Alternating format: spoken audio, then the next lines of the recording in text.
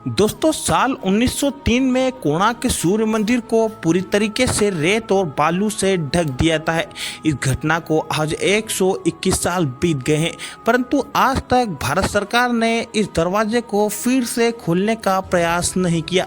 जब आप कोणार्क सूर्य मंदिर में जाएंगे तो आपको कोणार्क सूर्य मंदिर का मुख्य दरवाजा बंद दिखाई देगा। दोस्तों वैसे तो इस मंदिर से कई रहस्य जुड़े हुए हैं। कहा जाता है कि इस मंदिर में आज भी कृतियां नृत्य करते हुए दिखाई देती हैं।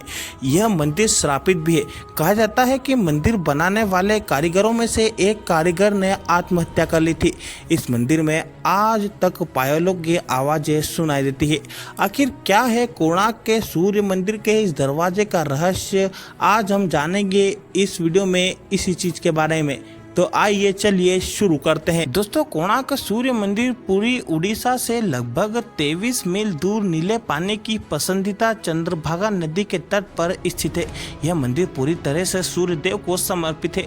मंदिर को इस तरह से डिजाइन किया गया है कि एक रथ के सामने 12 राक्षस और उसके साथ शक्तिशाली बड़े घोड़े खींचे जा रहे हैं और इस रथ पर सूर्य देव को बैठे हुए दिखाया गया। दोस्तों इस मंदिर से आप सीधे सूर्य देव के दर्शन कर सकते हैं। मंदिर के ऊपर से उगते और डूबते सूरज को पूरी तरीके से देखा जा सकता है।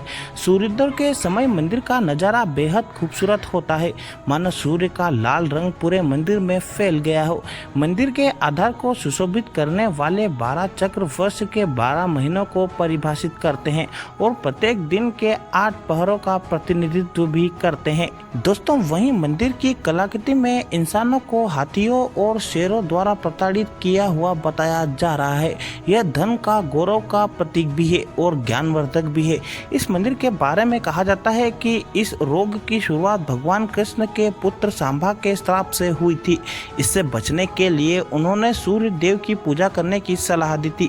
सांबा ने चंद्रभागा नदी के संगम पर 12 साल तक तपस्या की और सूर्य देव को प्रसन्न किया और उनकी बीमारी ठीक। दोस्तों इसके बाद सांबा ने भगवान सूर्योदय का मंदिर बनाने का फैसला किया। बीमारी का पता चलने के बाद चंद्रभागा नदी में स्नान करते समय सूर्योदय की एक मूर्ति मिली थी। इस मूर्ति को विश्वकर्मा जी ने बनाया था। सांबा ने मित्रवान में अपने द्वारा बनाए गए मंदिर में मूर्ति स्थापित की और तब से इस स्थान को पवित्र माना जाता है। यह भी कहा जाता है कि यहाँ आज भी नृत्यकीर्तियों की आत्माएं दरबार में नृत्य करने के लिए आती हैं। दोस्तों मंदिर का निर्माण एक सैंडविच के रूप में किया गया था, जिसके बाद लोहे की प्लेटों को मंदिर के खंभों को रखा गया था। यह भी कहा जाता है कि मंदिर के शीर्ष पर एक 52 टन चुंबक रखा था, जिसे इन स्तंभों द्वारा संतुलित किया गया था। इससे भगवान सूर्योदय की मूर्ति हवा में तैर रही थी और इसे देखकर हर कोई हैरान हो गया था। कहा जाता है कि चुंबक को किसी विदेशी आक्रमणकारी ने तोड़। दोस्तों यह भी कहा जाता है कि मंदिर के ऊपर रखे चुंबक ने समुद्र से गुजरने वाली नावों और जहाजों को क्षतिग्रस्त कर दिया था, जो लोहे से बने थे। इससे नाविकों को अपनी नाव को बचाने के लिए चुंबक को बाहर निकालना पड़ा। यह पत्थर केंद्रीय पत्थर के रूप में कार्य करता था और इसके कारण मंदिर के अन्य सभी पत्थर संतुलित में थे। इसे हटाने से स्तंभ का संतुलन बिगड़ गया और मंदिर को नुकसान पहुंचा। दोस्तों वर्ष 1968 में उड़ीसा में मुसलमानों का आतंक था और मंदिर को गिराने के लगातार प्रयास किए जा रहे थे। इस कारण मंदिर के पंडितों ने मुख्य मूर्ति को हटाकर वहां पर रेत में छिपाकर रख दिया। मूर्ति को बाद में पूरी भेज दिया गया और जगन्नाथ मंदिर के परिसर में इंद्र के मंदिर में रख दिया। कई लोगों का मानना है कि मूर्ति अभी भी मिलनी बाकी है, लेकिन कई लोगों का यह भी कहना है कि दिल्ली के राष्ट्रीय संग्रहालय में रखी मूर्ति सूर्य देव की मूर्ति कोणार्क की। दोस्तों कहा जाता है कि सूर्य वंदना को कोणार्क मंदिर में रोक दिया गया था, जब मूर्ति को मंदिर से हटा दिया गया था, जिससे यहाँ पर तीर्थयात्रियों का भी आना बंद हो गया था।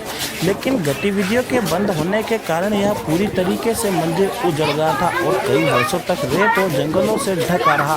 बाद में मंदिर की तलाश की गई, लेकिन मंदिर के कई हिस्से बेहद खराब हालत में मिले।